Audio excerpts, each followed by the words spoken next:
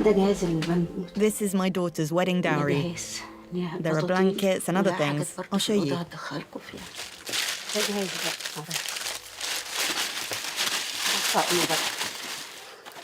These are the vases I also bought her. Asma, divorced and a mother of 3, lives alone in this apartment. Everything she owns is packed into these bags. To marry off her youngest daughter, she had to buy the furniture, appliances, and bedding for the new home. In exchange, the fiancé bought an apartment in gold. It is a custom that remains deeply rooted in Egypt, no matter the cost. I raised them in hardship and poverty by cleaning houses and begging. But I never imagined not buying them their dowry. Once I marry off my daughter, I won't need anything else in this world. Asma was missing 100 euros to complete the dowry. To get the money, she turned to a common practice in Egypt, signing a blank check. A woman lent me the money. I signed my name and ID number. But when I reached the amount to around 100 euros, she tore up the receipt. She made me sign another one, but she never filled in the amount. She didn't tell me there would be interest. I hope I can repay it, because otherwise the debt will rise to about 500 euros. It terrifies me. It wakes me up at night. All my thoughts and my only goal is to find that money. I don't want to go to prison.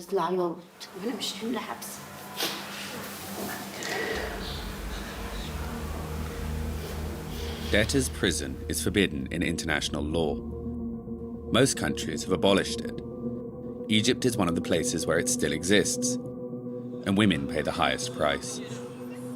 In 2021, the state estimated that 30,000 indebted women were behind bars. Since then, no new figures have been published, but NGOs believe the real number to be far higher. The phenomenon is so widespread that it even has a name: Gharimat. Widowed or divorced, most of these women have no income or work. Lenders exploit their vulnerability, forcing them to sign blank checks and threatening prison if they fail to repay. The police station's there on the right. Wait, hide the camera. I was arrested here. I spent 2 years in prison. Come on, let's go. Let's go. In 2010, Nermin was imprisoned after her ex-husband, whom she had accused of abuse, sought revenge. She shared a cell with 25 women, most of them Gharimat. Upon her release, she made a promise that changed her life. She would never abandon them. Back in her hometown of Zagazig, 100 kilometers from Cairo, she founded this refuge, the only one of its kind in Egypt. Here it is. We call it the House of Life. We created it in 2019. Up to 24 women, former prisoners or those being pursued by creditors, can find sanctuary here. Noor, a divorced mother, spent 6 months in prison for debt. My daughter needed surgery. She had a tumor in her chest that had to be removed. I asked for a decision from the ministry and they told me it would take 3 months. But we couldn't wait, so I took the loan. It was about 200 euros. With help from loved ones, Noor managed to repay part of her debt and was released, but she still owes money to a lender. Of course I'm worried. I'm scared someone will knock on my door. Prison is miserable and humiliating. When a woman gets out of prison, society never asks why she was there. It's always seen in a negative light, with suspicion. Like thousands of women, Noor risks never escaping the vicious cycle of debt. In Egypt, people can be sentenced to several decades in prison for unpaid debts, which are often taken out to repay earlier ones. 2 kilometers away, in the association's office, Nermin and her team receive an average of 3 appeals for help every day.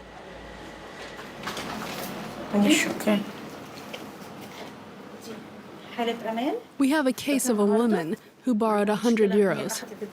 She signed a receipt with no amount written on it.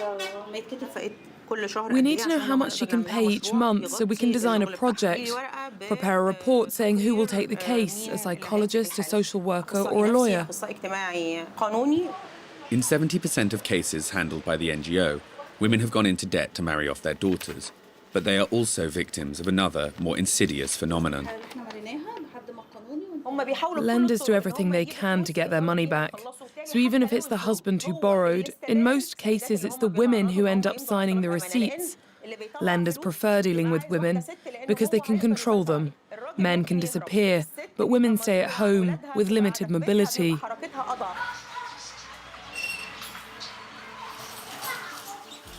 It leaves the question of what happens to the children when their mother ends up behind bars.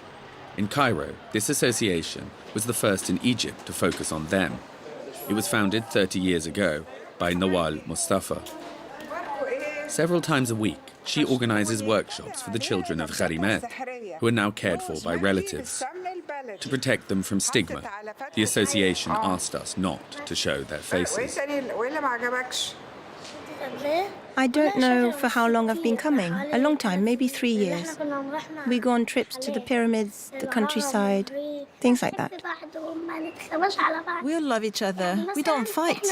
If someone new comes, we don't tell them, we don't want you. You're not well dressed. We won't be your friends. It's the opposite. We love each other. We're like brothers and sisters. During the 1990s, Nawal Mustafa was a journalist. While working on a report inside a women's prison in Cairo, she discovered the daily lives of the Gharimat and that of their children. In Egypt, imprisoned mothers are allowed to keep their children with them until the age of 4. Moved by what she witnessed, Nawal founded the association and began organising visits to provide aid. This is inside the prison. It's a nursery we asked them to build. It was a long time ago, and this is the kind of help we provided: food, milk, medicine. Until 2020, these visits were allowed once a month. But the prison has since been relocated outside of Cairo, and the association is no longer permitted to enter. According to Nawal, 7,000 children lived inside Egyptian prisons between 1990 and 2020. Today, the NGO has only one way left to help the children of Gharimat, support their school tuition and their healthcare bills, and to offer them a brief escape from their daily hardship.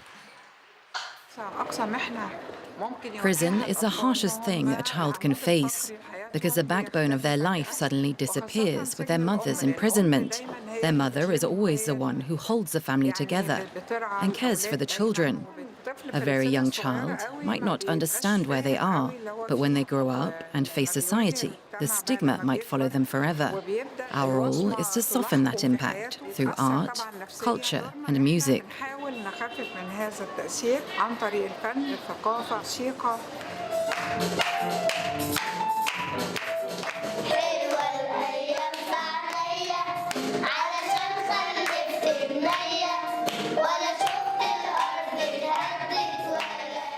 Each year, the government frees hundreds of indebted women through presidential pardons. For groups like Nawal's and Nermin's, this simply isn't enough. They are calling for the abolition of debt-related imprisonment entirely. Alternative penalties, such as community service, are included in a draft law, but the government has yet to ratify it. NGOs say that prison remains a tool used by the authorities. It is a guarantee used to reassure lenders. In Zagazig, in the apartment where she now lives alone, Nermin is convinced only financial autonomy and challenging societal norms will allow women to secure their freedoms. The more women work and can leave the house, the more they will want to take care of themselves. It gives confidence and strength. Sometimes people resist that, but if women can change their lives and the society around them and succeed, everything will change. I can get this here. This is my son. This is my daughter. Nermin's children were around 10 years old when she was imprisoned. This is the notebook my children wrote while I was in prison. Take care of yourself and don't worry, Mama. It's been a long time and you've been through so much. Despite the pain, Nermin was determined to keep these memories. The ordeal and her time with the Gharimat are now indelibly printed in the book that she wrote. Here is the book I wrote inside prison. The toilets have no doors and face the barred windows of the cell. The air is hot and suffocating. There is only one fan. The women cannot bear the heat. Injustice, my friend, strips us of our humanity when our freedom is taken from us. When I read this, I cry. I actually can't read my book often. I want to help every woman who comes out of prison. Prison is a punishment, but a temporary one. Why should our entire lives be destroyed after we're released? Helping women rebuild their lives and removing the threat of debt for good is the association's biggest fight. Each week, Nermeen holds prevention classes on the signing of blank cheques. If one of you cannot read or write and wants, for example, to buy appliances for a wedding, you must absolutely consult a lawyer first, who will tell you what's right or wrong, because no lender will ever agree to have a lawyer present when the papers are signed. She also offers workshops for indebted women. Asma is attending her first sewing class. The association negotiated with her lender to postpone and to stagger the repayments. For the first time in her life, she is being trained in work. I dream of starting a project, buying a machine and becoming independent. I'll provide for myself and work from home. First, I'll repay my debt. That's the most important thing, so I don't owe anyone anything. Before we leave, Nermeen takes us to her childhood village to meet the woman who never abandoned her. Her mother, Amina, was 70 when she had to become a mum once again. Of course her children were with me. I was very happy with them. But of course I was worried for her.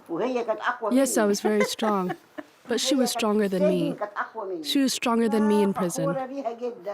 I'm very proud of her. She helps so many poor people. She supports entire families.